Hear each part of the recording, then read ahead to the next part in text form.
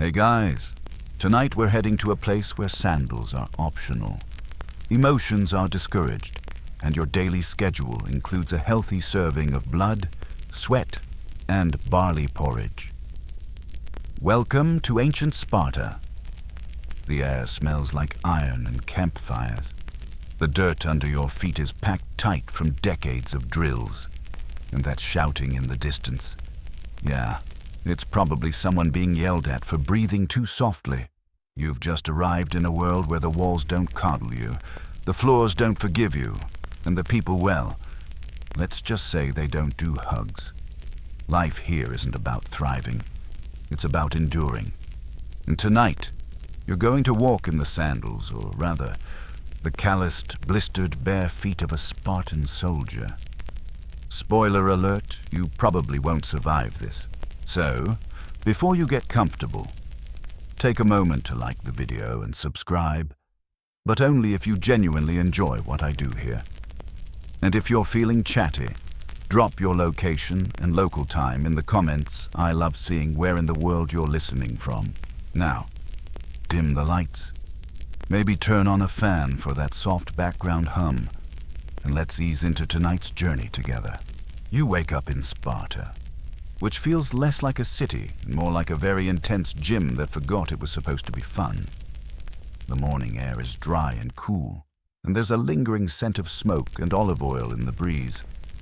The stone streets are already busy with boys practicing their spear thrusts and elders barking critiques from under heavy brows. Welcome. You live here now. From the outside, the place has a rugged charm. Low, thick-walled buildings line the narrow alleys, and everything's made from stone or wood, sturdy and practical. Like the people, there's no gold-plated nonsense like in Athens. Here, luxury is a sharp blade and an unbroken nose. You're not just visiting, though you're becoming part of the machine, and this machine doesn't care about your feelings. The state runs everything. Seriously, everything. From who you marry, to what you eat, to how you fight, and when you die. And the rules, let's just say flexible, is not in the Spartan vocabulary. There's a reason the word Spartan now means painfully simple. Your bed is a thin mat. Your meals are more functional than flavorful, and your social life consists mostly of shouting at people during drills. And yet, people worship this place. Even today, there's a whole cottage industry built on the Spartan lifestyle. Fitness influencers shout about embracing the grind, oblivious to the fact that actual Spartans didn't do bicep curls, they just carried dead bodies and 40-pound shields for hours.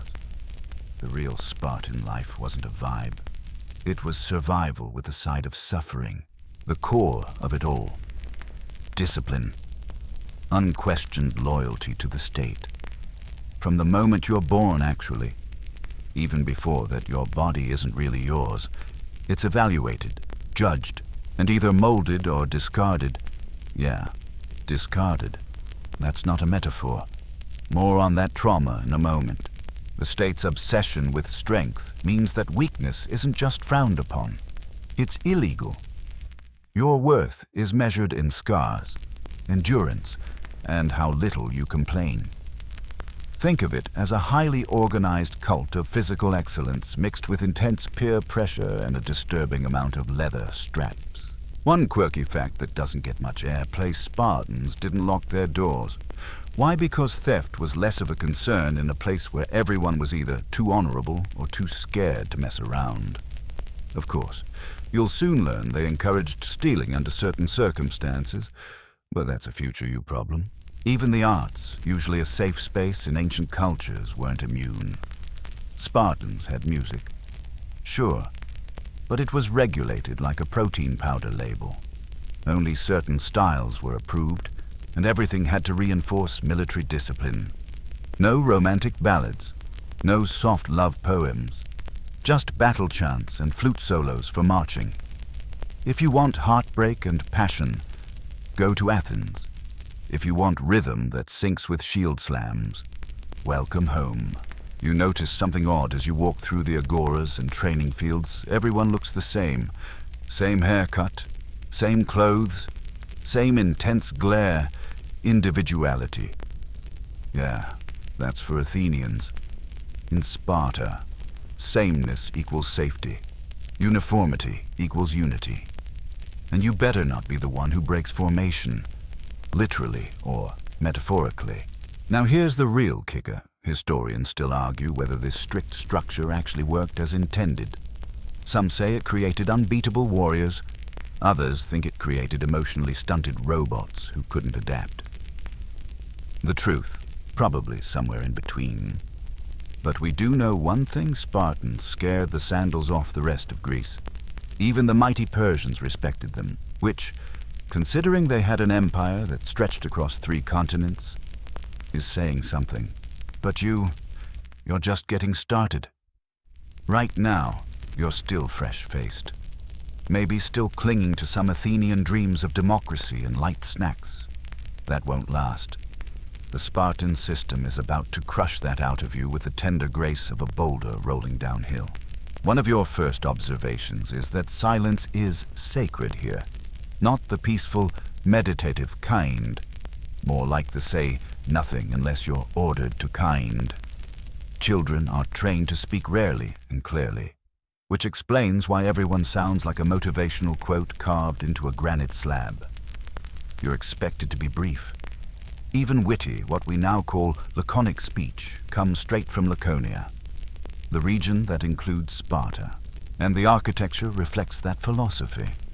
No flashy temples or sprawling marketplaces, just training grounds, military barracks, and statues of dead guys who smiled during their last battle. Everything in Sparta points toward war, and if you squint hard enough, even the olive trees look like they're flexing. But don't worry, you won't stay a civilian for long. In fact, you don't really get to be a civilian. In Sparta, the lines blur quickly. You're not a boy. You're a future warrior. Not a man, but a weapon. And the training, it begins horrifyingly soon. So enjoy your brief tour of the city. Take in the dusty courtyards, the iron smell of spear tips clashing, the barked commands echoing from the gymnasia. Remember this piece because tomorrow you're just another child lined up for evaluation. And if the elders don't like what they see, well, there's a cold slope on Mount Taygetus waiting for you. Sleep tight. You don't remember your birth, obviously, but the state does. The very moment you're pulled into the world, still squishy and confused, you're not passed to your mother for a tender cuddle. Nope. You're handed to a group of stern old men from the Gerousia, Sparta's elite council of elders. Their job, deciding if you're worth keeping. It's like being on a reality show where losing means you don't get to live. You're inspected for defects, and we're not talking about anything major. Slightly crooked leg, weak cry, one eye a little lazier than the other. That's enough to get you marked for exposure. They're not looking for cuteness here. They're checking for long-term usefulness, how well your tiny limbs might one day hold a spear or march across enemy territory in iron sandals. And yes, exposure is exactly what it sounds like. Babies deemed unfit are carried to a desolate part of Mount Taygetus and left there, alone, no ceremony, no burial, just left. The thinking is, if the gods or nature want you to live, you'll survive. Spoiler, most don't. And here's the unsettling part. This wasn't considered cruel. It was practical.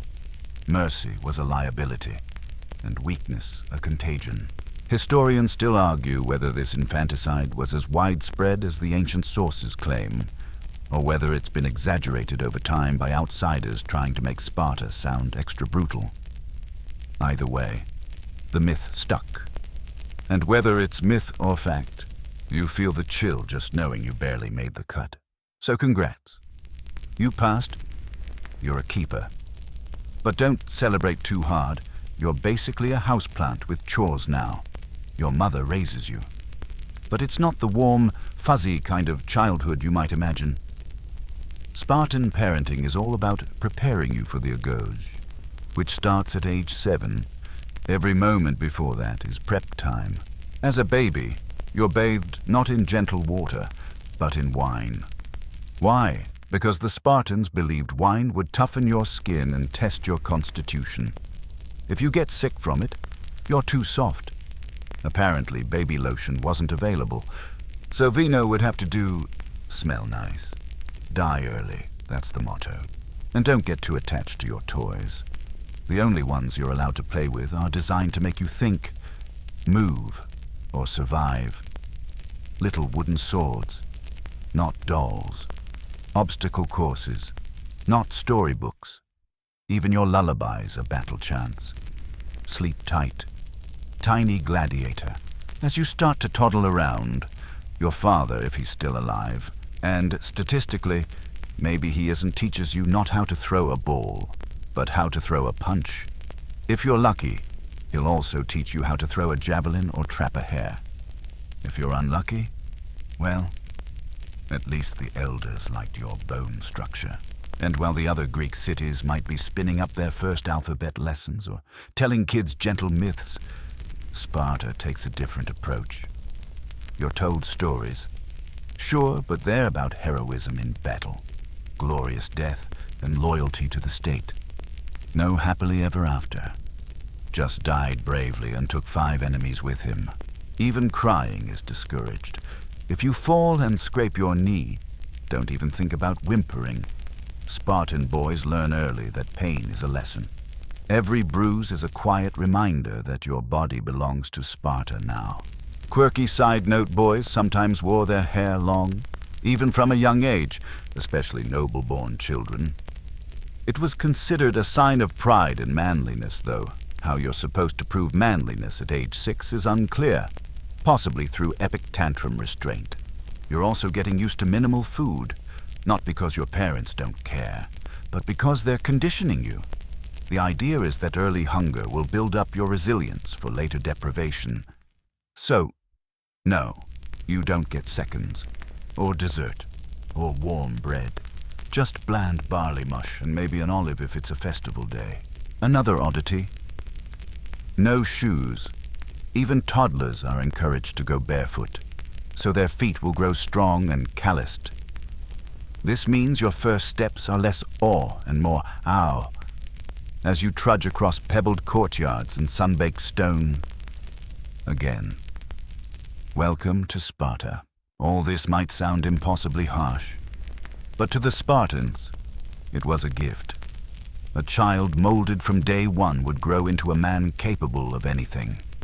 They believed softness in early life would poison the soul. Better a scarred body than a weak spirit. You don't get to ask questions, either. That whole why stage toddlers go through shutdown before it begins. You're not taught curiosity. You're taught obedience. Authority is the sun, and you orbit it in silence. Yet, not everything is grim. You do find slivers of joy mock sword fights with other boys, laughter around a fire, moments of shared strength. And while affection isn't often shown openly, your mother's eyes might linger on you a little longer when no one's watching. She can't protect you from the system, but in her own way, she hopes you'll survive it. Meanwhile, your fate is being plotted like a chessboard. If you show signs of promise, quick reflexes, a knack for wrestling, you might be fast-tracked for honors in the Agoge. If not, well, there's always the infantry. Or, let's be honest, an early death in some muddy border skirmish. And unlike in Athens, where boys might be nurtured toward poetry or philosophy, your path is single-laned and paved with discipline. Even the gods you're taught to worship are warlike. Ares gets more screen time than Athena here. Your prayers are less about wisdom and more about help me crush my enemies with style. By the time you turn 6, your life already feels like boot camp with extra gruel. You've learned not to speak out of turn, not to flinch when hit, not to expect hugs, and definitely not to dream of anything as soft as a pillow. But the real gauntlet that starts next year, because when you turn 7, you leave your family behind. Permanently. You enter the Agoge, and that's when things get truly barbaric. You're 7 years old now, just old enough to miss your mom's barley cakes, and just young enough to believe the Agoge might be exciting. It's not even a little. The Agoge isn't school. It's state-run trauma, disguised as education. If you thought early childhood in Sparta was tough, well, buckle up. Or rather, remove your belt, because that's probably going to be used to hit you later. Your head is shaved. You're given a coarse cloak, your only clothing for the entire year. No shoes, no tunic, just that single piece of scratchy fabric and the cold comfort of knowing everyone else is just as miserable. Fashion in Sparta is less about flair and more about friction burns. You're dumped into a herd of other boys your age. No parents, no hugs goodbye. Your family isn't supposed to matter anymore. You belong to Sparta now, and Sparta has very particular ideas about what makes a man. Spoiler, emotional stability is not on the list. Every morning begins with a bugle call, echoing through the thin dawn light. Your body aches already, and you haven't even moved. You sleep on a bed you made yourself, literally. You gathered reeds from the riverbanks, broke them by hand, and arranged them in a pile, mattress, Spartan style. Then come the drills, endless drills, marching in sync, learning formations, and sparring with the elegance of angry squirrels. Your trainers, adult male Spartans, veterans who smell of iron and authority, don't go easy on you. You mess up a drill. You get struck. You fall out of formation. Struck again. No timeouts.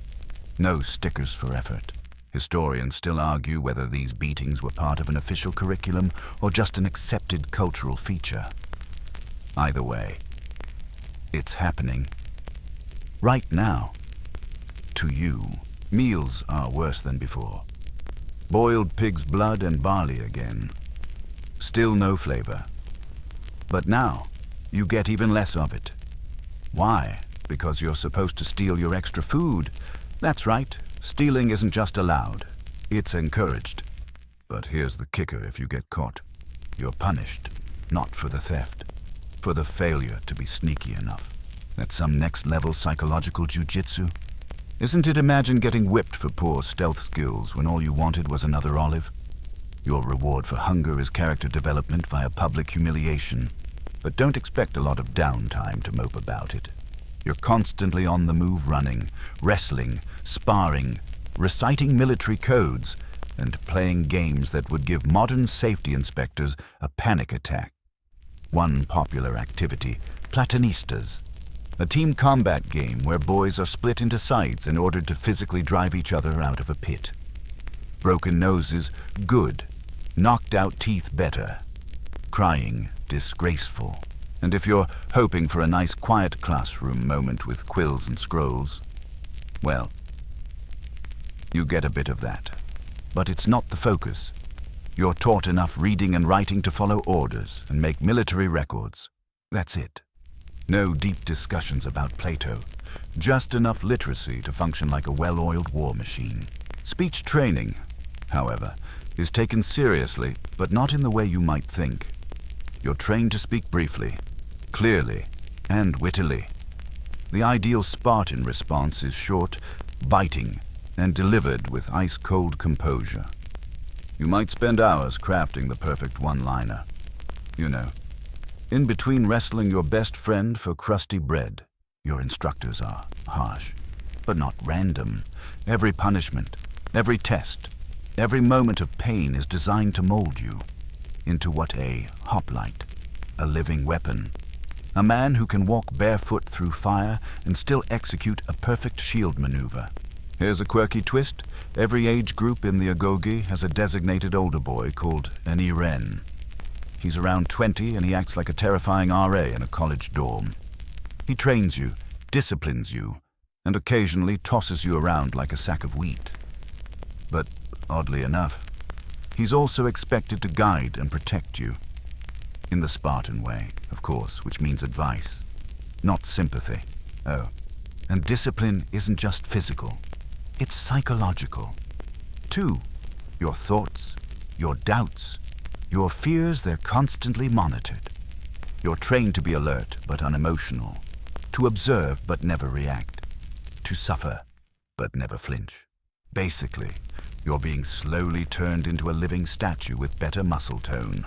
You learn songs and chants, mostly martial ones, designed to unify your group during marches or battles. There's something eerie about a dozen 8-year-olds chanting war hymns with cracked voices and bruised arms. And yet, within that harsh chorus, a strange bond forms. You're not alone in this misery. Everyone's suffering together. There's a twisted kind of comfort in that. Every now and then, you catch whispers about the Crypteia, a mysterious phase of training that may or may not involve sanctioned murder. It's whispered in the dark and dismissed by your instructors with a wink. That's not for boys like you, they say. But they don't say it with comfort. They say it like a warning. One night, during a particularly cold windstorm, your cloak fails to keep you warm. Your limbs tremble, but you don't shiver. Why? Because a boy was beaten just last week for letting his teeth chatter. You lie still, biting your tongue, praying for the sun. And when it rises, you rise too because you have no choice. That's what being in the Agoge does to you. It strips away comfort, then expectation, then ego, until what's left is obedience, endurance, and perhaps something resembling pride. Because here's the twist, you start to feel something else. 2. Stronger, faster, sharper, all that pain. It's forging you, not just into a survivor, but into something more. A tool, a soldier. You look at your peers and realize you can already tell who'll make it and who won't. The soft ones, the slow ones. They're breaking, not you, not yet. And even as part of you mourns the boy you were before this, another part, deep and quiet, starts to admire what you're becoming. Sleep comes like a thief. Not often, not deeply, but enough to reset, because tomorrow is another day of bruises and discipline. And in Sparta, that's just called growing up.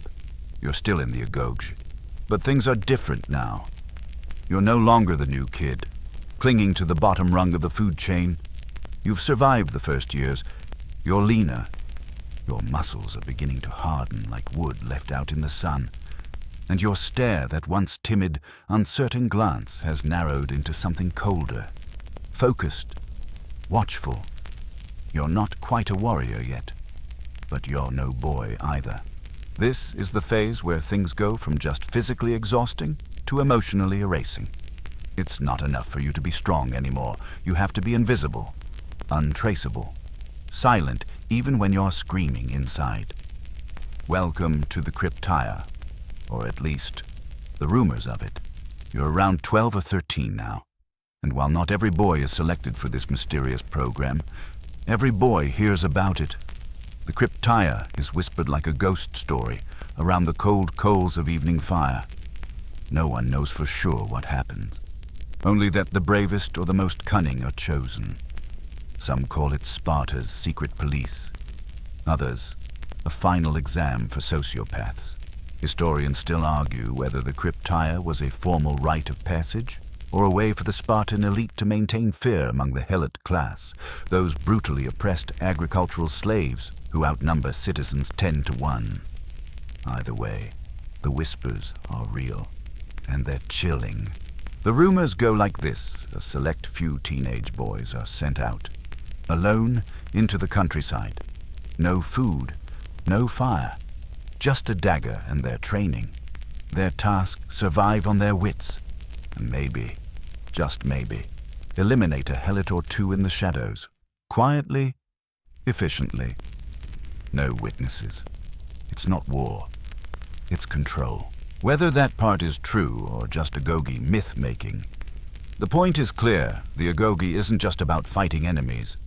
It's about becoming a ghost, a tool so sharp it cuts without being seen. Meanwhile, your daily life continues in a blur of harshness. You rise before dawn, still in your tattered cloak, and jog to drills on an empty stomach. Your feet are now calloused enough to laugh at jagged stones. Your hands covered in the thin, hardened layers of healing cuts, cracked knuckles, and the proud stripes of a boy who hasn't dropped his spear in months.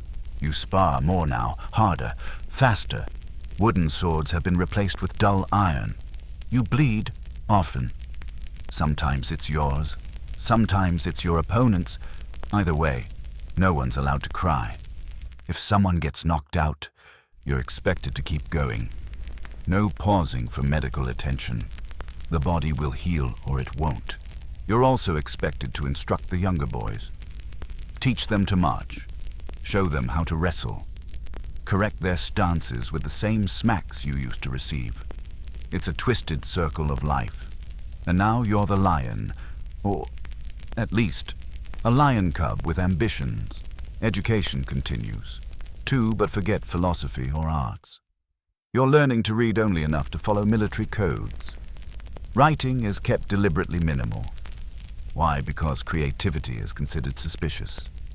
Questioning authority is a crack in the armor. Better to memorize war songs and the names of your ancestors who died with honor. Still, one odd subject is given special attention: music. That's right, singing. Spartan boys are trained to sing in chorus, particularly during marches and festivals.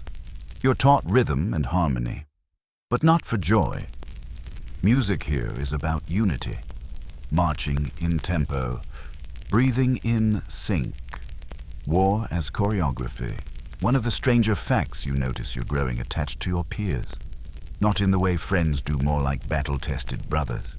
You've seen each other suffer, hide tears, and limp back from punishment. You don't talk about it, but the bond is there, tighter than sinew. In a weird way, you're a family now. A dysfunctional, hungry, bruised family. Sometimes, as dusk settles over the barracks and you're lying on your reed bed, you think about home, about your mother, her quiet strength, her eyes that didn't cry when you left, because Spartan women were expected to be made of iron too.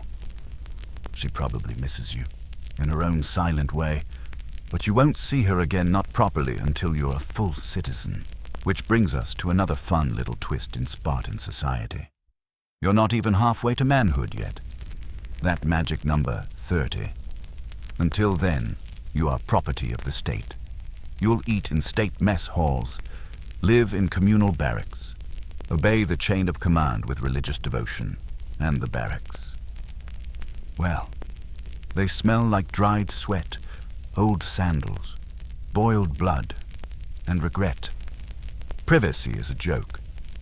You bathe with the group, sleep with the group, train with the group. Even your personal thoughts start to feel collective. Your dreams, if you still have them, are probably just replays of yesterday's bruises.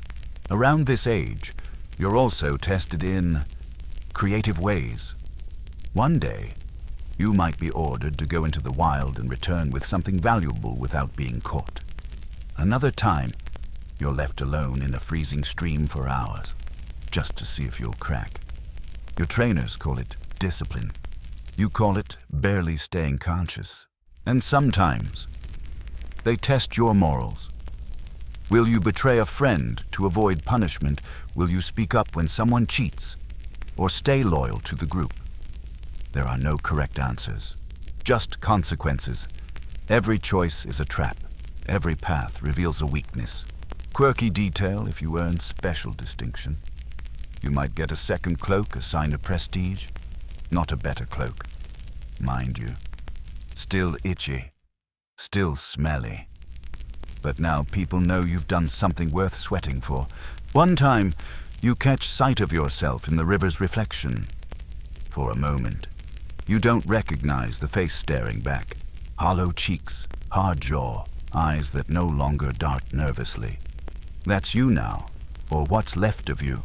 You're becoming something less human, more designed, a product, precision built for war. Empathy has shriveled in the heat. Joy has taken a back seat to purpose. You don't miss things like laughter or softness. You can't. Those are luxuries for people who don't have to kill. And yet, part of you buried somewhere deep remembers. The feel of your mother's hand, the smell of barley cakes, the sound of a song that wasn't meant for marching. But those things are ghosts now, like everything else that didn't survive the Agoge. You've passed through the fire of the early Agoge and survived the whispers of the Cryptea, maybe even been part of it. Now, you're around 18 and things are shifting again. You're not a boy anymore, but not yet a man in Spartan terms. You're something in between an iron waiting to be hammered into a blade. At this age, you become an Ephebi, a stage where the training doesn't stop, it just mutates into something more intense, more demanding, and a little more political. See, this is when Sparta starts preparing you for leadership. Not the kind where you give speeches and wave at parades, but the kind where you make decisions that get people killed, or worse, decisions that keep them alive just long enough to suffer. You now report to more senior commanders. The drills are longer, the discipline harsher, and the expectations through the roof. You're expected to lead younger boys in training, to watch them, correct them, punish them if needed. You've become the iron. Remember those older boys who once screamed at you until you held your spear? Right, yeah. That's you now. It's a full circle moment, but not a happy one. You quickly realize the power you once feared doesn't feel good in your hands. It just feels necessary. The violence, the coldness, it's routine now. Like putting on your cloak or spitting out blood after sparring. Meals improve very slightly. Sometimes there's meat, actual meat, not often, and never enough to call it indulgence, but enough that your muscles start to thicken and your mind, oddly, starts to focus more sharply. You're leaner than ever, fast as a snake, strong as tree roots in drought, but you're also always tired. Not the kind of tired that goes away after a nap, the kind that feels stitched into your bones. Now comes one of the strangest parts of Spartan culture. You're encouraged to enter into a bond with an older man, a mentor, if you're feeling generous. Someone around 30 who's completed his training and now serves as a citizen soldier. This isn't just a bromance or a casual mentorship. It's an institutionalized relationship that can be complicated. Historians still argue whether these relationships were romantic, strictly military, or a mix of the two. Some sources suggest affection, others suggest hierarchy. Whatever the truth, it's expected that this older Spartan will help guide you, advocate for you, and, well, mold you into something society deems complete. A perfected warrior, a perfected citizen. But here's the thing, if your mentor is powerful, connected, or ruthless, your life gets a little easier. If not, you're just another name on a dusty training roster. So naturally, this encourages you to play the game, to show off, to impress, to be selected. You're a weapon trying to get noticed by a wielder. You might even be assigned real responsibilities now, guard duty, small unit leadership, tasks where your decisions have consequences. Screw it up, and you're publicly shamed. Do well, and you might earn a rare nod of approval from your superior. Not a smile, not praise, just a grunt and maybe one extra piece of bread at dinner. You're still sleeping communally, still wearing that itchy cloak, and still obeying orders with your mouth shut. But there's a flicker of something new status. It's not real yet. Not the full rights of a Spartan citizen, but it's close enough to taste. Now, let's talk about helots again, the enslaved class doing all the farming, cooking, and heavy lifting in Sparta so you can spend your life breaking your nose in training. You've grown up seeing them as background characters, but now you're expected to monitor them, keep them in line, even abuse them, if necessary, to reinforce dominance. That's not an opinion, it's part of your job. In some cases, you're ordered to patrol helot communities at night. No weapons, just fists, stealth, and fear. This isn't random. It's by design. Helots outnumber Spartans by far. And paranoia is a civic virtue here. If a helot looks too healthy, too confident, they're considered a threat. And you may be tasked with reminding them of their place. Quirky detail Spartans used to force helots to get drunk and stumble around during festivals so the Spartan youth could watch and learn what not to become. It's a cultural lesson. Spartan-style humiliation as pedagogy. You sit in the audience, stone-faced, watching someone fall apart for your education. During these years, you also participate in more elaborate ceremonies. Not the fun kind. Think mock battles, animal sacrifices, and public displays of pain endurance. One ritual even involves standing silent while being whipped, sometimes to the point of death. It's not an accident. It's a test of honor. The weirdest part. People cheer. There's applause. Not because they enjoy your pain, but because they revere your ability to ignore it. In Sparta, dignity under duress is the ultimate performance art. Now that you're approaching 20, you also become eligible for actual military campaigns. No more wooden practice swords or staged skirmishes. Real battle, real blood, and no illusions. Sparta doesn't do this slowly. One day you're training, and the next, you're marching to face an enemy whose language you don't even speak. But here's the dark irony for many Spartans. War is easier than training. The rules are clearer, the stakes more honest. Either you kill or you die. There's no trick questions, no political games, no watching your back in the dining hall. Just strategy, strength, and steel. You're not afraid, or at least, you've been trained not to act afraid. Fear is still there, somewhere deep inside, but you've learned how to bury it. Wrap it up in silence, hide it under layers of ritual, sweat, and loyalty. And loyalty, by now, is everything to your unit, to your brothers, to the idea of Sparta itself. You would die for that idea, and you might have to. But death isn't the thing you fear most. No, what terrifies you more is failure. Losing your honor, shaming your name, becoming one of the faceless, forgotten boys who broke under pressure. In Sparta, that's a fate worse than dying with your guts in the dirt. The night before your first campaign, you lie awake on your reed bed, staring at the ceiling of the barracks. You can hear the steady breathing of your unit, smell the oil on their spears, feel your pulse in your throat. And in that moment, between sleep and war, you understand you're no longer becoming a Spartan. You are one. You're now a Spartan soldier, not a trainee, not a boy on the edge of manhood. A full-fledged cog in the war machine. You're 20 barely, but your youth is already behind you. Everything that mattered to most people your age, fun, freedom, a future you can choose, is irrelevant here. All that matters now is your place in the phalanx. The phalanx, a wall of flesh and bronze. Shoulder to shoulder, shield to shield. Spears bristling out like a deadly porcupine. You're in it now, pressed so close to the man next to you that your sweat mixes with his. If either of you stumbles, the whole line risks collapse. There's no room for panic, and definitely no room to fall out of sync. From above, it might look like choreography. From within, it feels like being buried alive inside a drumbeat of footsteps, grunts, and the wet clang of iron.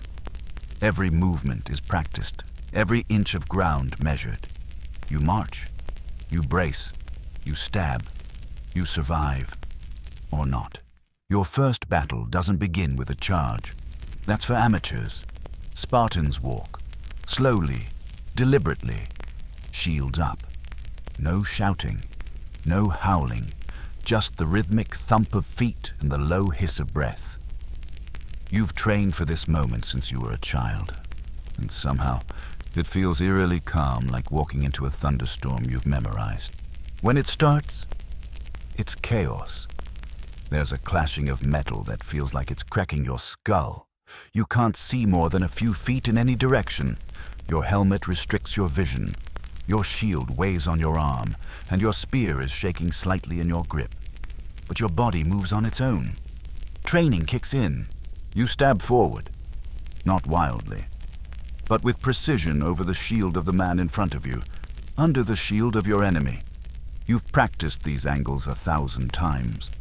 Still, blood is slippery, armor dents, shields splinter, and someone screams a noise so primal it cuts through the noise like lightning.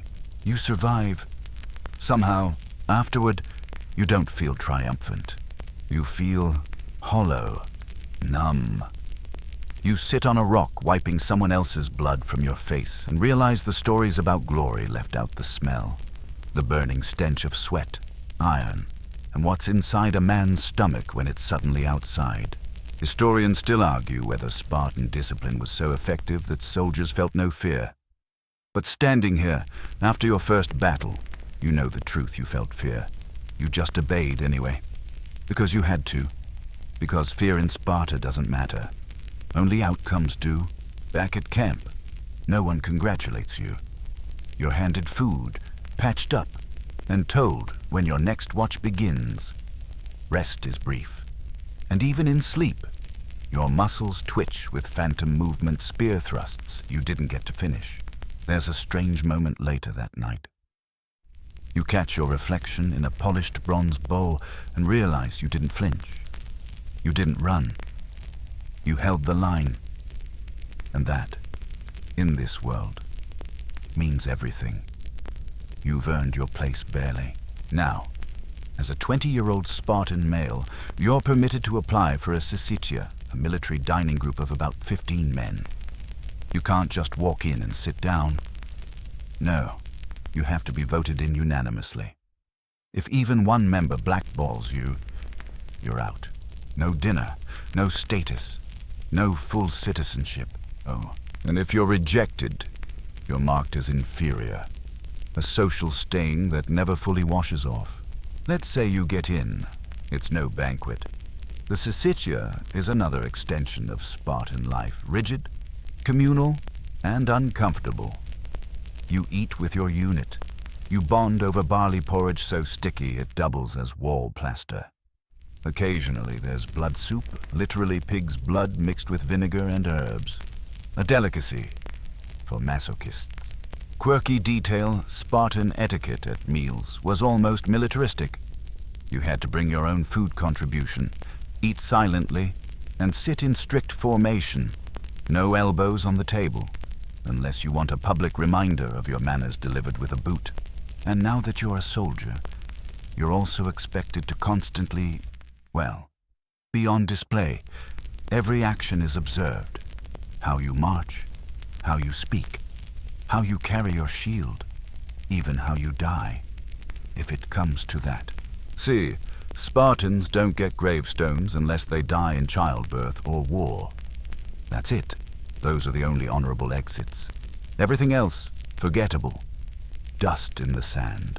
You start to notice the long-term effects. You don't just ignore pain. You stop recognizing it. A broken finger doesn't matter unless it stops your grip. A bruised rib, tape it. Ignore it. Move on. Your body is a tool, not a temple. Emotionally, you're becoming flatter, more neutral. Someone jokes. You nod. Someone dies. You nod. Your emotional range shrinks down to alert and stoic. Anything more is seen as weakness, and weakness is the fastest path to becoming inferior. And now comes the real pressure marriage. At around 30, Spartan men are expected to marry. But before that, many are arranged or encouraged to form alliances with women who will bear strong, future warriors. Romantic love, that's something bards sing about in other cities. Here, marriage is a strategy meeting with sandals. But even if you marry young, you still don't live with your wife until 30. Before then, You sneak around, literally. You're expected to visit your wife in secret, perhaps even abduct her from her house as part of the tradition. Romantic, sort of bizarre, definitely. And no, the awkwardness doesn't end there. Your wife is expected to be as tough as you are. Spartan women train too, not for war, but for strength.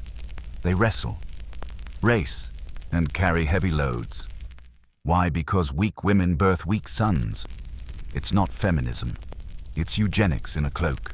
Sometimes you wonder what your life would have been if you'd been born in Athens, or Thebes, or even Persia. Would you have spent your youth writing poems, sailing, learning geometry? Would you have had a favorite color, a hobby, a name not buried in a roster? But those thoughts don't last long. They can't. Because tomorrow is another drill, another march, another test. And in Sparta, daydreaming is almost as dangerous as cowardice. So you stop thinking. You sharpen your spear, adjust your cloak, and step back into line. By now, you're a seasoned part of Sparta's iron skeleton. You're no longer the wide-eyed initiate waiting for instructions you give them. You've survived the Agoge, bled in battle, joined a Syssitia, and earned your full citizenship. You're a homeos, now a peer, equal in status with all other Spartan warriors. Well, supposedly equal. See, Spartan equality is like a perfectly polished bronze shield gleaming on the surface, but with dents and chips underneath. In theory, every Spartite shares in wealth, power, and honor. But in practice, wealth varies, connections matter, and honor, that's a currency with wildly fluctuating value. You still eat with your unit, still train daily, still obey the chain of command. But now, you're juggling more responsibilities, training younger recruits, overseeing land worked by helots, participating in the political life of Sparta if, of course, you're among the select few who are actually allowed to speak in the Apella, the popular assembly. And don't forget, you're still a full-time soldier. You'll remain one until the age of 60. Retirement in Sparta isn't a goal, it's a ghost. Most men don't make it. So while Athenians might be mid-career at 35, you're wondering whether you'll have all your limbs by next spring. Let's talk politics because it's as brutal as the battlefield, just with fewer spears and more side eyes. Sparta has a unique system. 2 kings, yes. 2, both descended from different royal families. Then there's the Gerousia, a council of elders, all at least 60 years old, who propose laws. And the Ephors, 5 officials elected yearly who can basically overrule the kings. Confusing, absolutely. Intentional, probably. Historians still argue whether the dual kingship was a check on power or just an ancient version of too many cooks. Either way, as a soldier, you're expected to obey no matter which king gave the order or how contradictory it is. You may not be in the inner political circle, but your actions on the battlefield speak louder than your votes ever will. Glory in combat can elevate your family name. Cowardice can stain it forever. Let's say you survived your second battle, maybe even your third. You're stronger, faster, sharper, but also more haunted. You've seen friends fall. You've stood in the shield wall with corpses collapsing next to you, and you didn't flinch. That's good. That's Spartan. But part of you is starting to collect shadows. Not regrets, those are un-Spartan, but fragments, faces, screams, the way a dying man reaches for nothing and everything at once. You don't talk about these things. Nobody does. You drink your wine mixed with water. Always Spartans despise drunkenness. You eat your black broth. You train. You sleep. And when sleep fails, you stare at the ceiling and try to forget. Here's a fringe fact for you. Spartans were deeply suspicious of coins. They used iron bars as currency to discourage luxury. Imagine trying to buy bread with a chunk of rusty metal the size of a wrench. That was the point. Wealth wasn't meant to be convenient or even visible. But make no mistake, power still exists. Land matters. Reputation matters more. And while Spartans aren't supposed to brag, they absolutely do it just in gruff, measured tones over shared wine and scar comparisons. And let's not forget the constant fear beneath it all, the helots. They still outnumber you. Still work your fields. Still smile just a little too long when handing over your grain. And every year, Sparta declares ritual war on them. Not metaphorical war, actual war. The state formally announces its open season on helots so that any murder doesn't count as religious pollution. You might be tasked with joining secret patrols again, slipping through the dark, silencing whispers of rebellion. It's not glorious. It's not brave. It's just necessary. In the cold, cracked mirror of Spartan logic. Still, this constant terror hardens you further. Makes you see your surroundings in stark contrast, loyal brother or potential threat, shield mate or future corpse, marriage. If you haven't already snuck around for a few years of moonlit visits, now you can finally live with your wife officially. But don't expect domestic bliss. You've known her as a mission, not a partner.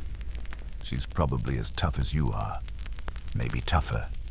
She runs the household, raises your children, manages the helots, and doesn't hesitate to shame you publicly if you show weakness. Quirky fact, Spartan women had more legal rights than nearly any other Greek women. They could own land, inherit wealth, and toss out zingers at dinner parties.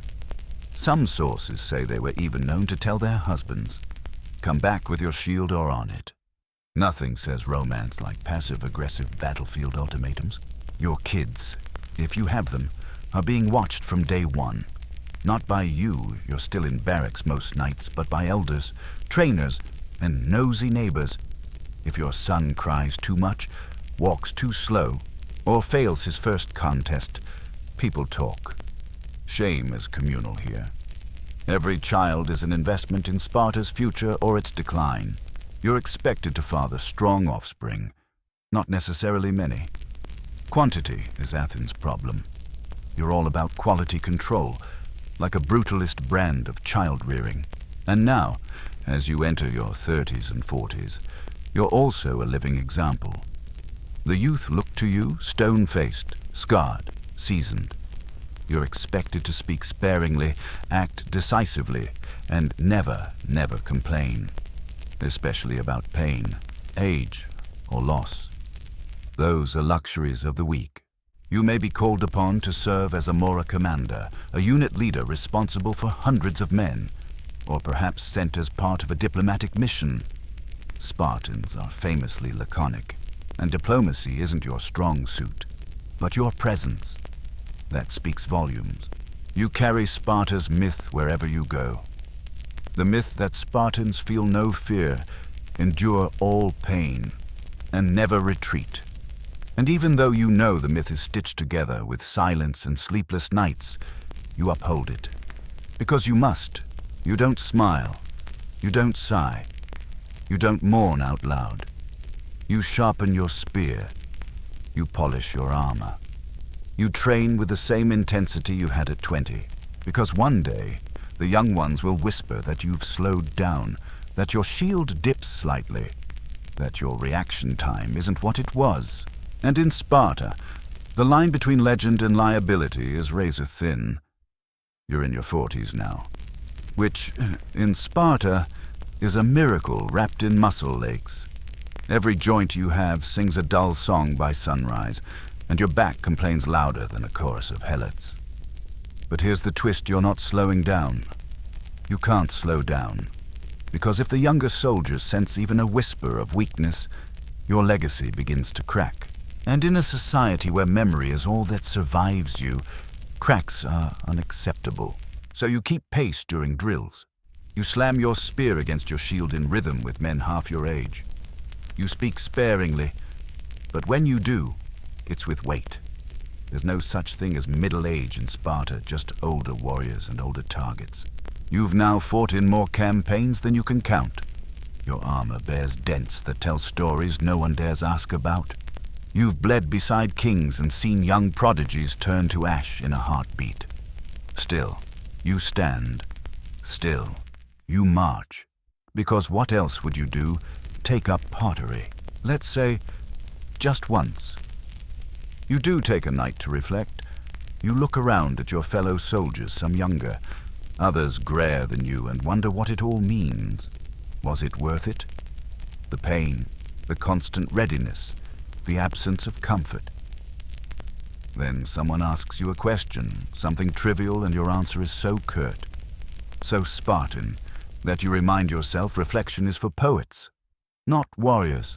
You stay sharp not only for pride, but because danger is never far. Even during peace, Sparta is a pressure cooker. The helots continue to seethe below the surface. Rebellion is not a matter of if, but when. Historians still argue whether the constant threat of uprising made Sparta stronger or simply paranoid. But you know it's both. As a senior soldier, you're now occasionally selected for special missions. One involves a covert operation in the hills, tracking whispers of helot gatherings. Another has you traveling as part of a diplomatic envoy to Delphi, where you're expected to stand silently and intimidate people into agreement. It works more often than it should. When you're back home, you help train the young. You don't coddle. You don't smile. You correct with a jab, a barked command, or a simple stare. You remember how scared you were. Once. And now you're the reason someone else sweats bullets during spear drills. There's a ritual you begin to notice more and more funerals. Not for friends who died of old age. Sparta doesn't encourage such luxuries. But for those who fell in combat or gave birth. You remember only warriors and mothers of warriors earned tombstones here. The rest becomes smoke and soil. Quirky fact, Spartan funeral processions were oddly minimalist. No wailing choirs, no golden masks, just a cloak over the body, maybe a laurel wreath, and a whisper of silence. Mourning was controlled. Grief, like everything else, had to be disciplined. You see widows stand as still as statues. Children who don't cry. You attend, you nod, you leave. There's no small talk after a Spartan burial. And now we approach a delicate subject aging in a society that worships youth and vigor. Your hearing's not what it was. Your knee clicks. That shoulder injury from the siege of Plataea never quite healed right. You wonder if people notice. They do. They always do. So you overcompensate. Run an extra lap. Strike harder in drills. Offer fewer opinions, but make each one land like a dropped anvil. You must remain relevant. There's no retirement party. No hammock in the sun. There is only usefulness. And when that's gone, so are you. By now, your own sons, if you have them, are in the Agoge. You see them from afar, wrestling in the dirt where you once bled. You're not allowed to favor them publicly. No hugs, no encouragement. You're expected to treat them like any other recruit. So you do, and yet, you watch a little closer when they spar, when they shout their chants, when they falter. You feel something in your chest then, pride. Fear, memory, you swallow it down like a mouthful of black broth. You begin to have more political presence. Maybe you've been selected as an Ephor, one of the 5 annual overseers. That's power, real power. But it's also a death sentence for privacy. You supervise kings. You monitor citizens. You even pass judgment on cases of cowardice. Cowardice, by the way, is punished harshly. Those branded tresants, tremblers, are marked for life, forced to wear mismatched clothing, half-shaved beards, and live in silence. Even children are forbidden to play with them. You may have to enforce this now. Imagine deciding whether a man you trained beside is too broken to remain whole. Welcome to your 40s in Sparta. At this stage, you're also expected to mentor not just in combat, but in philosophy. Yes, Spartans had their own flavor of wisdom. It wasn't flowery like the Athenians. It was sharp, practical, and ruthlessly clear. Think less Socrates and more if you can't explain it in one breath. It's useless. You repeat sayings like, "Come back with your shield," or "on it," or "He who sweats more in training bleeds less in war." They're old, worn, but still cut like a whetted blade. And when you say them, young soldiers listen. You're no longer just a man. You're a symbol, a relic, a warning. You sometimes pass the statues of fallen heroes, Leonidas, Pausanias, nameless others men who died too soon and thus became immortal. And you wonder, is living long less noble? Is surviving a form of cowardice? Or is it the truest test? You don't ask aloud. That would be un-Spartan. At night, you feel the cold in your bones. Not from weather, your cloak still insulates like a sheep's hug, but from time. You sleep less, you dream more. And the dreams aren't peaceful. They're cluttered, past battles on loop, faces from the Agoge, the quiet whimper of a boy you once had to punish, echoing like a ghost in your ears. But dawn always comes, and you rise, not because you want to, but because you must. Because in Sparta, a soldier doesn't rest. He simply pauses. Until the next war. It's dawn. Again. The chill of early morning slices through the thick wool of your red cloak, and your knees argue with every step. You win the argument. As always, you've lived long enough to be one of the few warriors past 50, a walking paradox in a city where dying young is a badge of honor. You don't feel lucky. You feel expected. You're expected to lead, to mentor, to embody the Spartan ideal every waking moment. No days off. No softening with age. You're not an old man. You're a war horse with graying mane, still stomping the earth like it owes you something. Every part of you has been shaped by Sparta's iron mold, but time, that sneaky thief, finds the cracks. Your vision falters slightly in the dark. Your sword hand twitches when it gets too cold. You train harder, eat cleaner, and tell yourself it's just temporary. Deep down, you know you're transitioning from asset to legacy. And legacies have one job: don't mess it up before they chisel your name into marble. You're no longer out there on the front lines as often, but that doesn't mean peace. Peace, after all, is just preparation for the next war. You oversee training regimens, inspect armories, monitor food stores, and sit in councils that decide who leads Wichmera into what disastrous territory. But here's the thing, no one tells you, influence is exhausting. You long for the simplicity of youth spear in hand, target ahead, no questions. Now, there are meetings, debates, politics, and the smug smirks of younger men who think they've already surpassed you because their backs don't ache. And let's talk about those younger men. They're bolder now, more prone to flare-ups, more likely to challenge authority, or worse, question tradition. Some of them return from campaigns in other cities with strange ideas. Ideas about art, democracy, luxury. You listen quietly, but inside, you feel the tremor tradition is under siege, not from without, but from within. Historians still argue whether Sparta's decline began with outside invasions or internal erosion. You've lived through enough to suspect it was both, and the internal kind is far sneakier. Now, let's zoom in on a part of your day, a disciplinary review. A group of boys from the Agoge snuck out during night watch. Nothing catastrophic. They didn't start a riot, but they disobeyed protocol. You sit on the bench with two other veterans, listening to the trembling voice of their trainer. He's trying to balance blame, fear, and pride. The boys stand silent, covered in dust and dried sweat. You ask one question, just one, and it sends a chill down their spines. What did you learn? Not why did you do it? Not how could this happen? Because in Sparta, it's not about feelings. It's about function. Mistakes are only sins if they go uncorrected. And the worst mistake disrespecting the system, their punishment is swift. And yes, it hurts. Not just for them, but for you, too.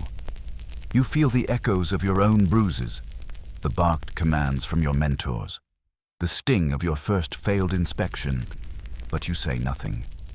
You just nod. The ritual continues. Let's drift, for a moment, to another quirk of Spartan life that's easy to miss until it's gone. Music. Yes, Spartan soldiers sang, in cadence with their marches, in rhythm with their drills. Music wasn't ornamental, it was structural. The beat of the drum helped control the chaos of battle. And in festivals like the Gymnopedia, where boys danced naked to honor Apollo, music served as a kind of cultural glue. Quirky fact. Some scholars believe Spartans used music as a psychological weapon. Imagine an army marching toward you, singing in perfect unison, their shields shining like rows of angry mirrors. It wasn't just intimidating, it was terrifying. But lately, the songs feel softer. Fewer voices rise during marches. Maybe the newer generation prefers to grunt than sing. Or maybe they've forgotten why music matters, when all you hear are drills and more drills. You've started noticing absences, not just among your peers, many of whom are now buried in clean, unmarked graves, but also among the younger officers. Some disappear to politics, others to private land holdings. A few vanish into quiet disillusionment. And yet, Sparta marches on. You begin mentoring a particularly promising youth. Let's call him Dromos. Tall, quick, curious. A little too curious. He asks why you wear your hair long when the newer soldiers cut theirs short, why you never drink unmixed wine, why you still use a spear instead of the newer, shorter sword favored by city guards. At first, you're annoyed, but then you remember yourself at his age. You remember being punished for asking less provocative questions. So, you answer him. Because this, you say, pointing to your scarred spear shaft, never failed me. That shuts him up for now. But you know the questions will return, and you're glad. Because while Sparta doesn't encourage rebellion, it needs memory. And memory starts with questions. At home, such as it is, you and your wife exist like two flint stones. You don't talk much. But when you do, the sparks still catch. She tells you which helots are slacking, which neighbors are spreading rumors, which sons are promising, and which ones are soft. You trust her judgment more than your own some days. After all, Spartan women aren't flowers. They're iron wrapped in linen. Your children, if they haven't died in training or war, are distant mirrors of you. One son mimics your walk. Another is rumored to recite your name during drills like a chant. You never acknowledge this, but alone, at night, the thought tightens your chest not with pride, but with responsibility. You wonder if they'll carry your legacy forward, or drop it in the dirt like a dull blade. And now, the festivals arrive. You participate less in the wrestling. You sit and observe more, but your presence still commands silence. Boys posture more when you're near. Girls whisper. Elders nod at you with that look still alive, still sharp. You eat roasted goat, drink wine that tastes like a memory. Listen to a boy sing a war hymn slightly out of tune and think Sparta will be fine. Or maybe not. Either way, your part is nearly done, but not yet, because you still rise before the sun, still test your blade's balance, still correct a soldier's footwork with a firm hand and a sharper word, until someone takes your place or you fall into legend. It's a quiet morning when the messenger arrives. Not the usual adolescent trainee with sweaty hands and jittery posture. No, this one is older, cloaked, face tight with urgency. He whispers to your commanding officer, who turns to you with that look, the one you've seen too many times. It means trouble. No hesitation. You grab your spear, strap on the cuirass that still fits like a second, heavier skin, and follow the silent procession of other seasoned warriors through Sparta's stony heart. You don't ask questions. Spartans aren't briefed. They're tested. You're told later, mid-march, that a helot rebellion has sparked near Mount Taygetus. Again, this makes the fourth such incident in a decade. You don't roll your eyes or groan. That would require emotional bandwidth you haven't used since your teenage years. Instead, you calculate how many men you'll need, which roads are fastest, and how close the nearest food storage depot is. This isn't glorious, it's management, and it's brutal. Here's the ugly truth: the helots outnumber you. Always have. They work the land, feed the city, build your infrastructure, and dream of vengeance every waking moment. Historians still argue whether Sparta's entire military system existed purely to terrorize the helots into submission. After years in the system, you don't argue anymore. You just know it works, until it doesn't. And now, it doesn't. You and your unit arrive at a farm complex burned black. Smoke curls from what used to be storehouses. A few bodies lie crumpled near the vineyard walls, fellow citizens, unarmed, ambushed while inspecting the fields. You've seen worse, but that doesn't mean you feel less. You just feel differently. Emotion, for you, is more like a tightening grip on your spear than tears or yelling. You give the order, flank the tree line. Check for survivors. Standard protocol, but spoken with that unmistakable gravel in your tone that says I've done this before. A few helots are found hiding in a collapsed granary. They resist, poorly. 2 are killed on the spot. 1 young. Maybe 15 is taken prisoner. You're asked if you want to question him. You don't ask questions. You observe. His eyes are full of terror. And something else. Not just hate. Hunger. Not for food, for freedom. The boy stares at you like you're already a ghost. You leave him to the interrogators. Later that night, you sit by a fire, roasting barley cakes that taste like gravel and ash. The younger soldiers chat quietly, throwing glances your way, wondering what you're thinking. You're thinking about how this never ends. Every time you stamp out one rebellion, another simmers. Every generation, the helots grow bolder. Your back aches more. Your legs take longer to recover. And still, you stand guard against a volcano disguised as farmland. But this life isn't all violence and vigilance. Between crises, there are pauses, brief stretches where Sparta pretends to be a city and not just a barracks. You return to find the gymnastic games beginning. Boys leaping, wrestling, shouting chants. Girls watching from shaded stands. Some sizing up future husbands. Others calculating their odds of motherhood and mortality. There's celebration in the air, what passes for it. Anyway, music plays. Wine flows. There's even laughter. You hate how jarring it feels. There's a part of you tiny, traitorous, that wants to enjoy it. That wants to dance, to forget the weight on your shoulders and the sword across your back. But enjoyment is not a Spartan virtue. So instead, you observe, you catch sight of Dromos, your impetuous protege, winning a sprint.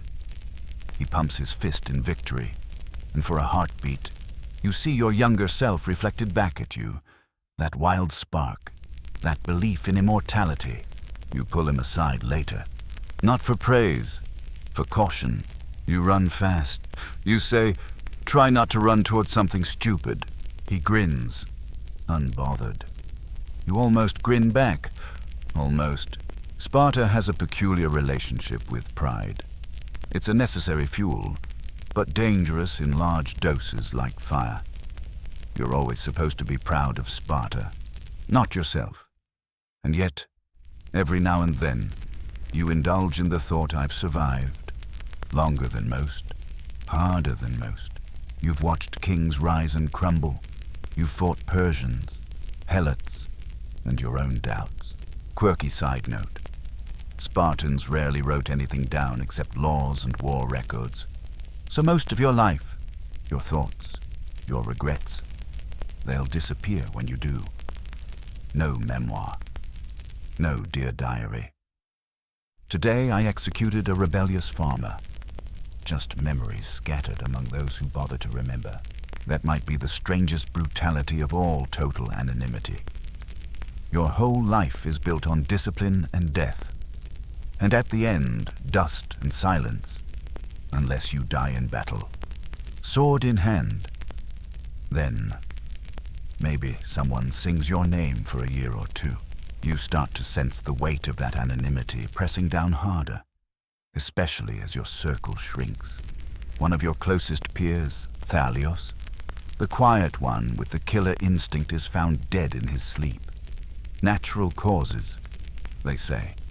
You feel a flash of envy. No pain, no politics, just gone.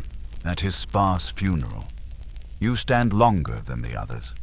No speech, no tribute, just a long stare at the earth before they cover him up. You start to dream of foreign lands, not because you want to travel, but because you wonder how they live without fear, without constant readiness. You imagine Athens with its debates and drama, or Corinth with its trade and indulgence. You wonder if their soldiers get to smile. But those are soft cities, and you're not soft. You train harder the next day. Push the younger men until they drop from heat and effort. Not to punish, but to remind them the world doesn't care how tired you are. It attacks anyway. And then, a surprise. You're summoned by the council. Not for correction, for consultation. Turns out, your name still carries weight. Your judgment still matters. And so you enter the great hall, surrounded by stone and firelight, where the old men and still dangerous sit in quiet reverence. They ask your opinion on a matter of succession. Which young officer has the grit, not just the charm, to lead? You speak plainly. You name the flaws first, then the strengths. You offer no endorsement. You simply describe what you've seen. They nod. One claps you on the shoulder as you leave. And that night, for the first time in years, you sleep more deeply. Not because you're at peace, because tomorrow there's still work to do. Morning breaks over Sparta like a cold iron whisper, familiar, weighty, and without apology. You stretch your joints, each one protesting like an old ally who's seen too much, and rise before the bugle call. It's muscle memory by now. Not a conscious choice. You haven't chosen to wake early in decades. You just do. Today, though, feels different. There's no rebellion smoldering just beyond the hills. No urgent courier with sweaty palms and bad news. No training exercises that require you to growl at boys who've never tasted real battle. Just another regular day in Sparta, which, of course, is never truly regular. As you pass the Agoge yard, you catch sight of a group of boys locked in a brutal circle, drill 1 against 3. The lone fighter is young, undersized, already bleeding from the nose. But he doesn't yield, doesn't cry. You nod in quiet approval, even as the trainer eyes you for feedback. You keep walking. In Sparta, if you can stand, you can fight.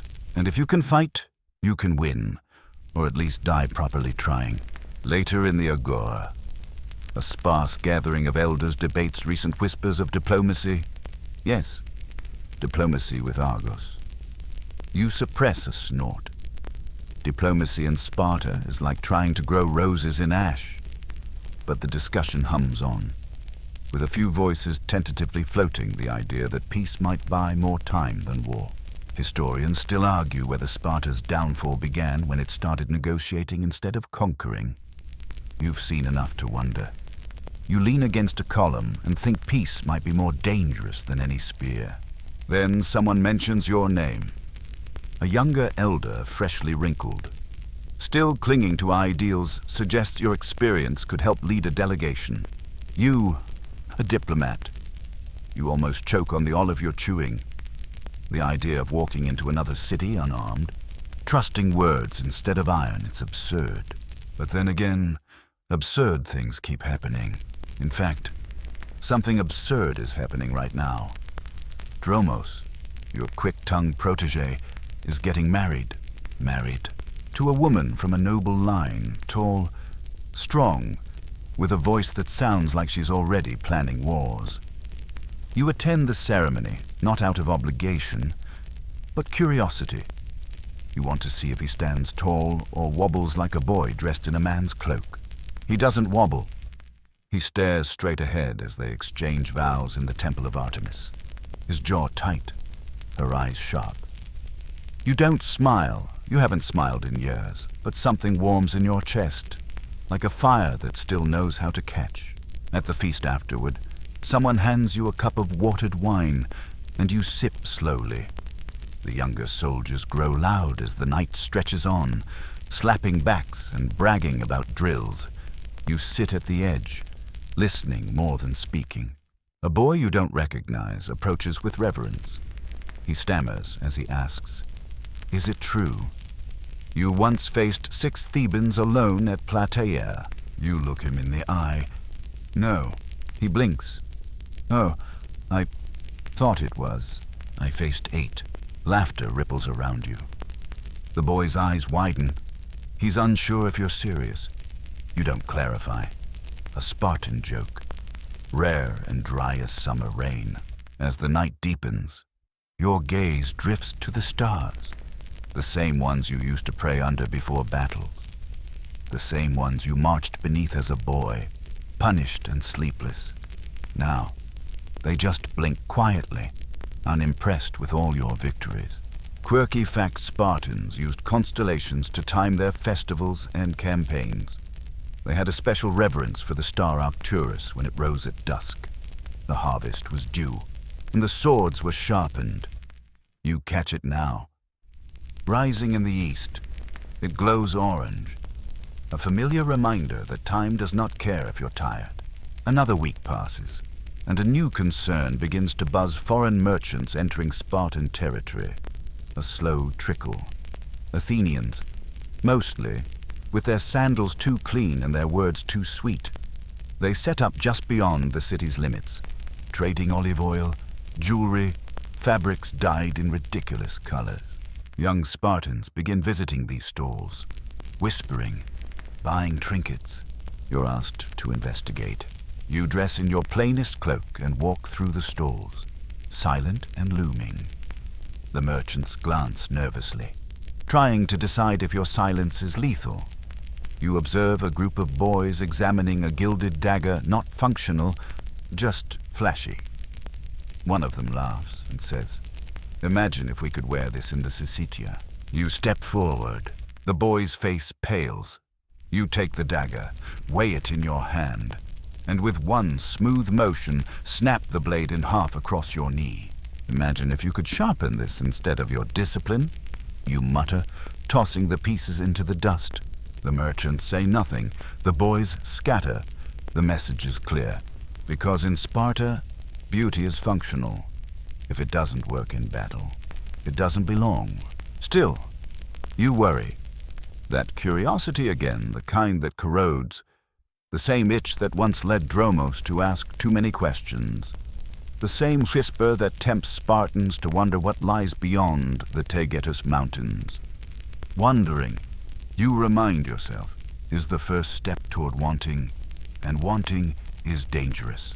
And yet, you feel it, too. That subtle itch, that wondering.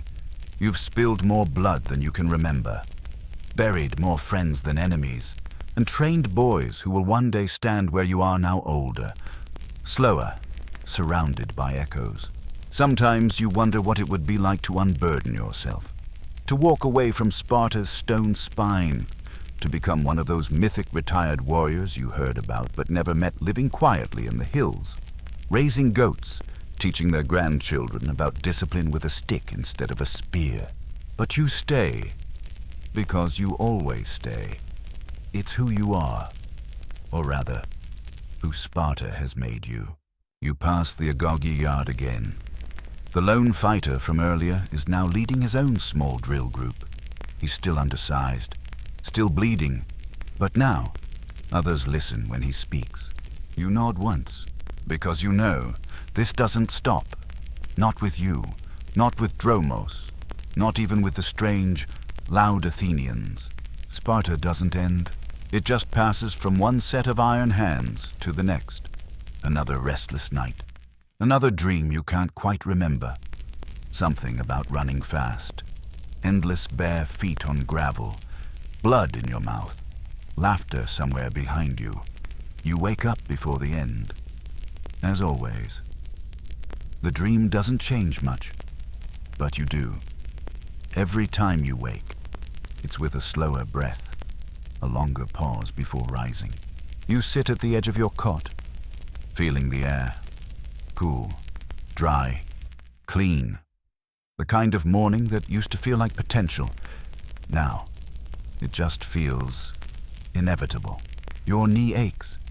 The old one, the one you sprained falling off a horse on campaign, because no one tells you that even hardened warriors sometimes forget to duck. You rub it absently. Not because you expect comfort. Spartans don't believe in comfort, but because ritual matters. Your body, like Sparta, only responds to consistency. Today begins with a summons again. But this time, it's not from the ephors or the war council. It's from the temple. A priestess of Artemis wants an audience. You blink at the message. You can't remember the last time someone from the spiritual side of things wanted your opinion. You're not exactly a holy man, but curiosity wins. You arrive at the temple mid-morning, its stone columns glowing faintly under the sun. Inside, it smells of oil and ancient dust. The priestess, elderly, half blind, wrapped in robes that look older than you, waves you closer. She asks you about omens. Omens. You resist the urge to laugh. You haven't thought about signs and portents since you were a boy, whispering under your breath before a duel.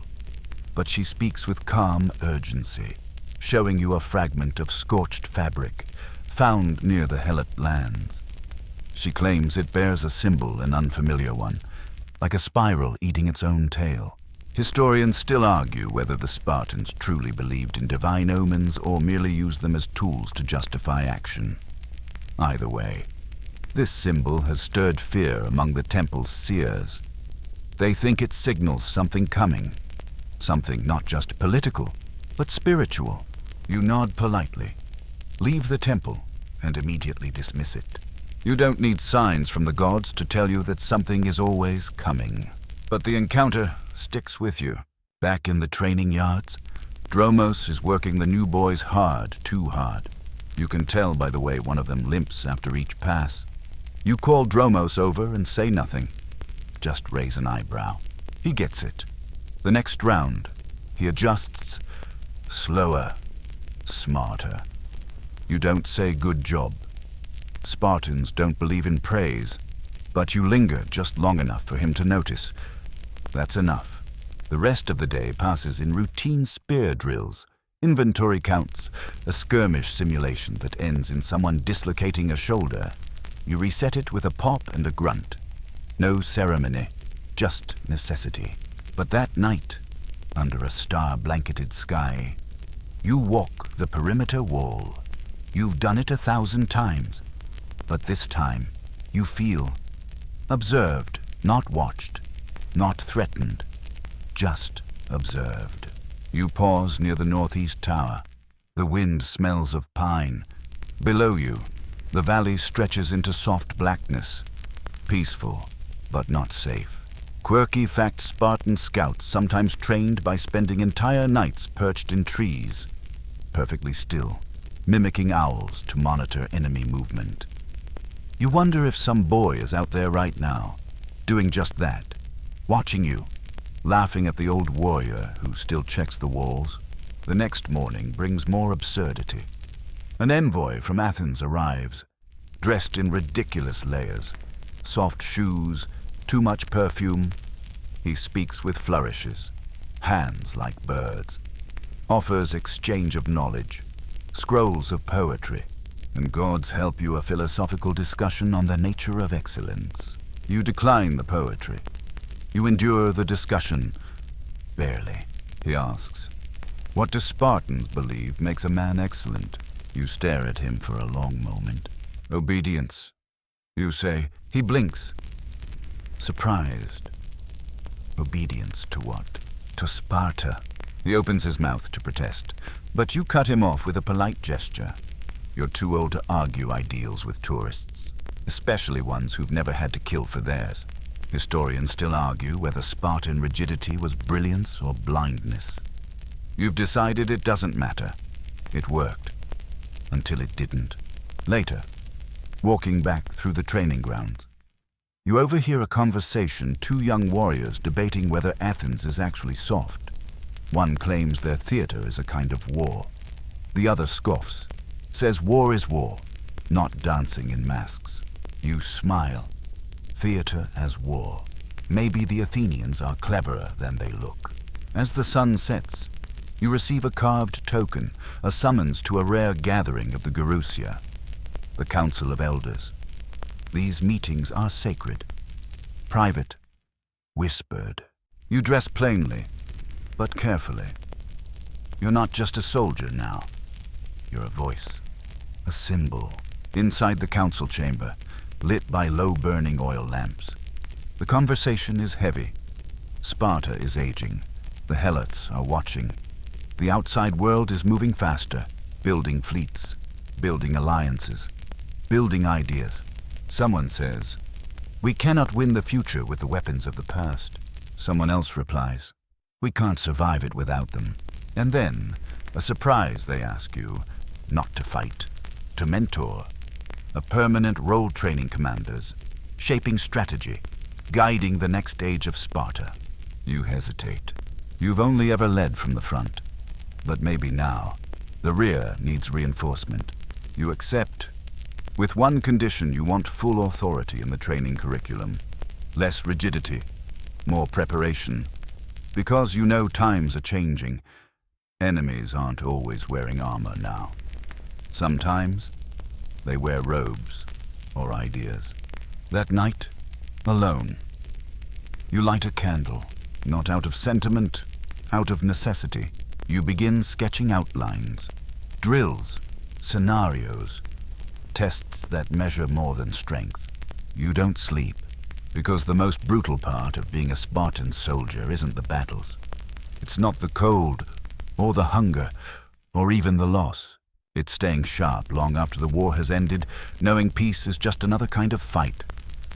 Sleep, when it finally comes, is shallow and quiet. You wake to the faint sound of sandals brushing the courtyard stone, someone practicing footwork before dawn. That used to be you, always 10 steps ahead, always seeking perfection before the sun had the chance to point out your flaws. Now, you're in the position of overseeing what comes next. Your new role, unofficially dubbed Archistrategos by some of the younger officers with a touch more flattery than is comfortable, isn't flashy. You don't sit on a throne. You don't command armies anymore, not directly. But your word shapes what the next generation will learn. Fear and repeat. And this morning, you're teaching them how to lose. Not an easy lesson in Sparta. You gather 50 of the most promising young fighters in the old Colosseum. The stone seating is cracked, overgrown at the edges, but still solid. You stand on the sand floor, scarred and sun-worn, and hold up a dull bronze shield. What happens? You ask. When this fails you, they blink. Some shrug. One brave soul mutters, "It won't." You toss the shield aside. It will.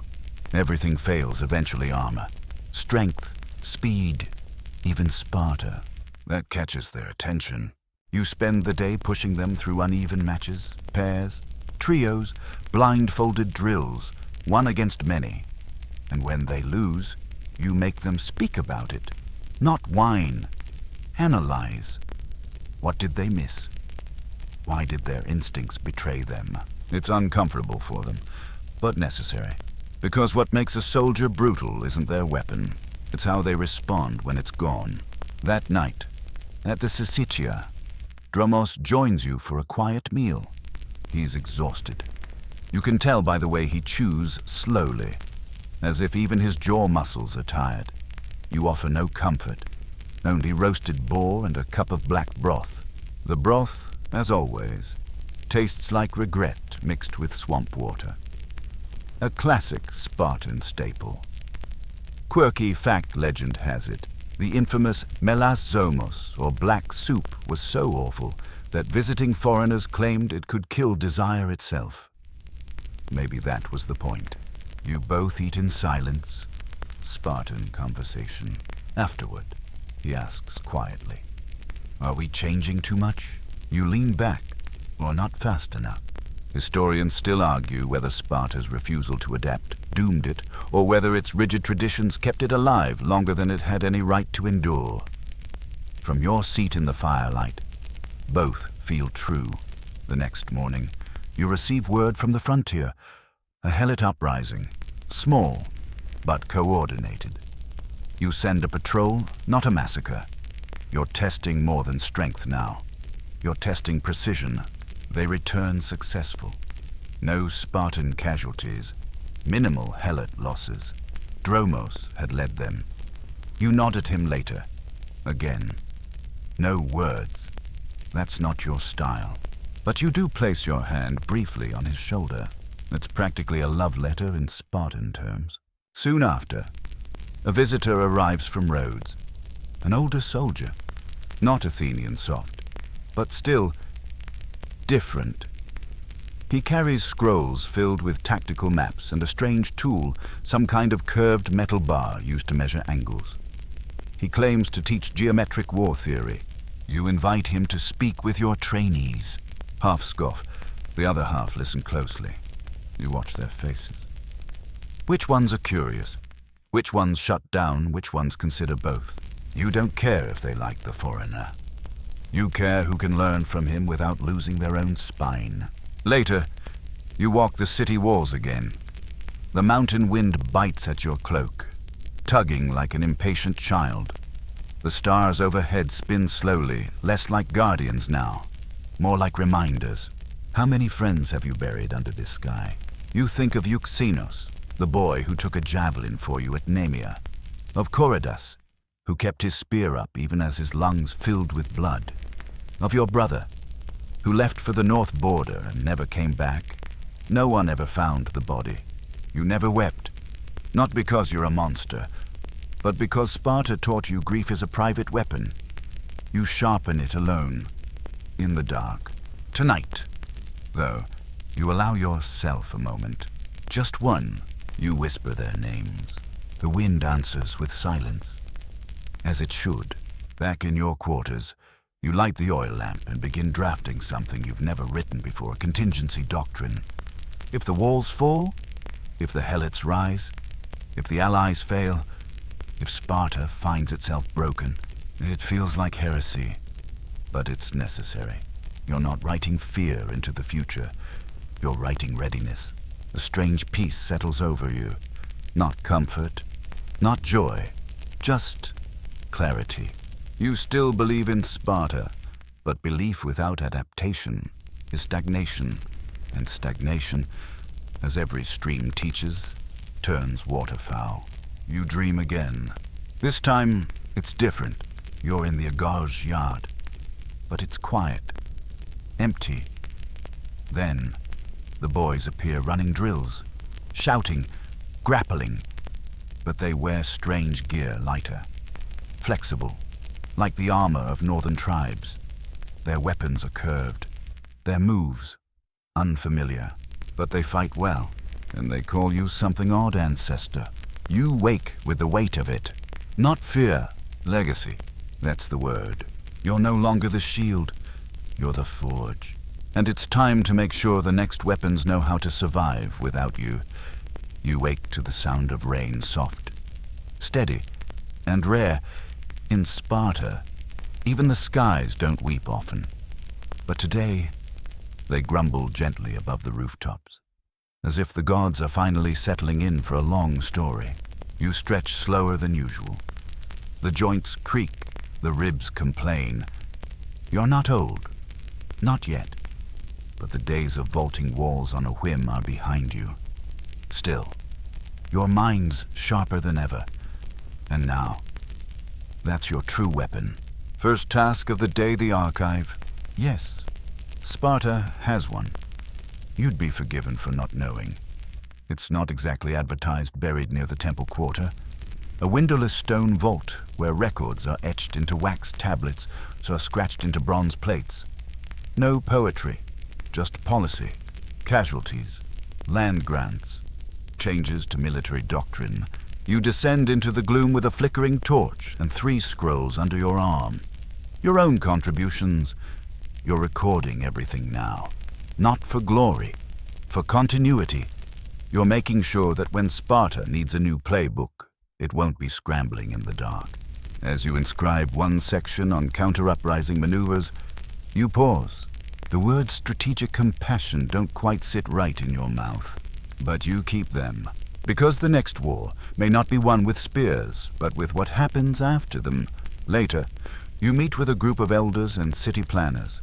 They're discussing a bold idea, restructuring parts of the city to make it more defensible and livable.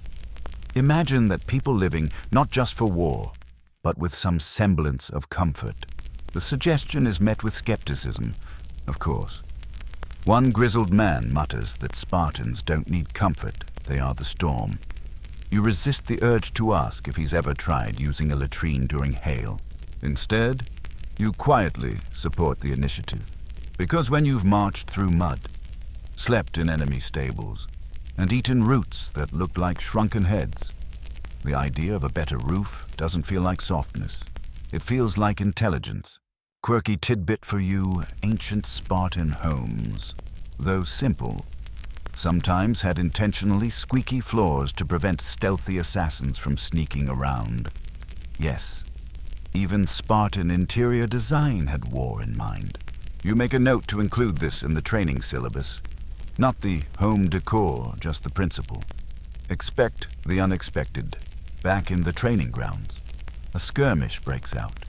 Not a drill, real tension between 2 factions of young trainees. Harsh words, bruised pride, a punch that lands too well. You intervene quickly, breaking it apart without drama. Then you make them stand across from each other and trade places. Literally, one fights for the other's phalanx. They must protect who they just tried to hurt. You call it perspective reversal. You invented it on the spot. One boy resists. He says the other insulted his family. You reply, he is your family, or he will be on the battlefield.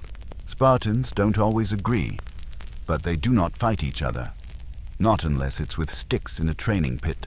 Historians still argue whether Sparta's unity came from shared values or shared fear. You suspect it was both. Fear binds tightly, but purpose binds longer. The rest of the week rolls by in cycles. Rain gives way to sun. Practice bleeds into ceremony. The city feels tense. Not on edge, exactly. Just like a bowstring that's been pulled for too long. Then, without warning, you receive word the king is dying. He's old, very old, kept alive by reputation more than breath. You're summoned to his chamber, where incense burns in thick curls and everything smells like dust and rosemary. He speaks your name, slowly, deliberately. Will they be ready, he asks. Not, are they strong or are they obedient? Just that, will they be ready? You hesitate, only a second, then nod. Yes, he smiles faintly, then closes his eyes. Whether he's sleeping or slipping, no one knows for hours. You leave the chamber with a new kind of burden. You were never after the crown. You don't want it now. But leadership doesn't care what you want. It finds you when you're busy preparing others. The city begins to stir. Quiet whispers of succession, of tradition, of threat. You work faster, harder, more night drills, more strategy sessions. You teach the boys how to fight in chaos, how to adjust when their commander falls mid-battle, how to organize a retreat without it turning into a rout. You throw them into puzzles, into traps, into fake emergencies where everything goes wrong. Because soon, everything might. You even reintroduce something long-buried mock debates. You gather them in groups, give them scenarios, and force them to argue solutions. Not shout, argue, backed by reason. Some groan, others thrive. You notice the ones who speak calmly under pressure, the ones who listen more than they talk. Future commanders. You also notice the ones who freeze, the ones who parrot slogans but crumble when pushed. They need more time. Time you may not have. One evening, you walk to the outer farms, alone. The land there is quiet, hemmed in by wildflowers and the dull buzz of insects. You pass helots tending fields. They watch you, but don't flinch. You nod. One nods back. Not friendship, not yet. But something, progress, maybe, or caution with respect. You're not sure which you prefer. The sun dips low, casting a warm glow over the hills. You realize the air smells cleaner out here, away from the blood-slick stones of the city center, away from the echoes of booted feet and shouted commands. There is possibility. Not peace, not yet, but something like it. You take a breath, long and full, and then, before heading back to the heart of Sparta, you do something you haven't done in years. You sit, not to plan, not to study, just to be, because even the most brutal warriors must learn when to pause. And in that pause, perhaps, you'll find the courage not just to protect Sparta, but to transform it. You return from the outer farms to a Sparta that no longer feels quite the same. The wind shifts. The Syssitia fall quieter. There are fewer jests between warriors, fewer claps on the shoulder, and more glances cast toward the Agora, where word of the king's health or lack thereof hangs in the air like thick fog. The city's heartbeat stutters. You know what's coming, and you know what must follow.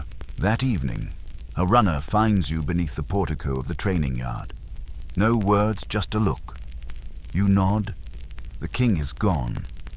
Sparta's spine doesn't break, but it bends ever so slightly, like a tree absorbing the first pressure of storm winds.